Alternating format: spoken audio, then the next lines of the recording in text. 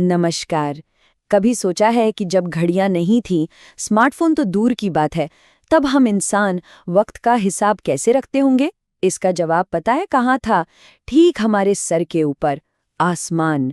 असल में वही था मानवता का पहला और सबसे बड़ा कैलेंडर। तो सवाल यही है, आखिर घड़ियों के बिना समय को नापा कैसे जाता था? और ये कोई शौकिया काम नहीं था, ये जिंदा रहने और एक समाज को चलाने के लिए बेहद जरूरी था। चलिए इसी गुत्थी को आज सुलझाते हैं। तो सबसे पहले बात करते हैं सटीकता की जरूरत की। मतलब पुराने समाजों को एकदम सटीक टाइम कीपिंग की इतनी ज्यादा जरूरत पड़ी ही क्यों? तो देखिए, इसकी दो बहुत बड़ी वजहें थी। पहली वजह तो थी सर्वाइवल की, मतलब जिंदा रहने की। भाई, खेती बाड़ी पूरी तरह इसी बात पर टिकी थी कि सही मौसम में बीज बोए जाएं, सही समय पर फसल काटी जाए। और दूसरी वजह थी समाज।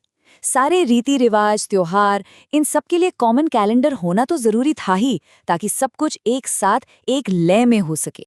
तो फिर इसका हल कहाँ से मिला? जवाब था आसमान में।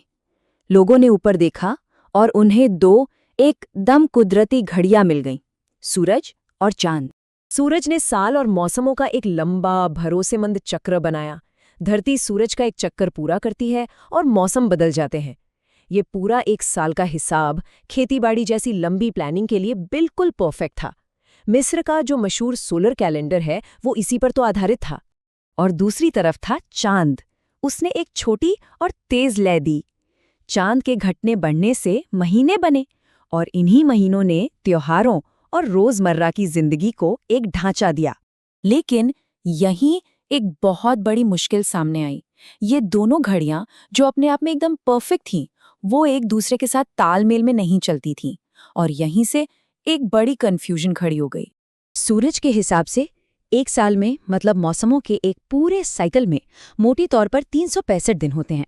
लेकिन अगर चांद के हिसाब से देखें तो उसके 12 साइकिल सिर्फ 354 दिनों में ही पूरे हो जाते हैं। अब यहीं से असली दिक्कत शुरू होती है। हर साल ये जो लगभग 11 दिनों का फर्क आ रहा था ना, इसी ने एक ड्रिफ्ट पैदा कर दिया। इसका मतलब ये हुआ कि चांद के हिसाब से चलने वाले त्योहार धीरे धीरे मौसमों से आगे पीछे होने लगे। जरा सोचिए, फसल कटाई का त्योहार कड़ाके की सर्दियों में आ जाए तो क्या होगा? तो इस आसमानी गड़बड़ी को ठीक करने के लिए इंसानी दिमाग ने एक बहुत ही शानदार तरीका खोजा, और वो थे लूनी सोलर कैलेंडर, यानी चंद्र सौर पंचांग। इसके लिए जिस तरीके का इस्तेमाल हुआ उसे कहते हैं इंटरकैलेशन। सुनने में मुश्किल लगता है, पर इसका मतलब सीधा सा है।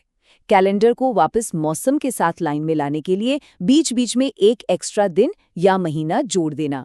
और कमाल की बात यह है कि ऐसा सिर्फ एक जगह नहीं हुआ। भारत के वैदिक कैलेंडरों से लेके चीन तक दुनिया भर की कई सभ्यताओं ने इस प्रॉब्लम का हल अपने अपने तरीके से निकाला। और माया सभ्यता तो और भी एक कदम आगे थी। वो तो एक साथ कई तरह के कॉम्प्लेक्स कैलेंडर इस्तेमाल करते थे।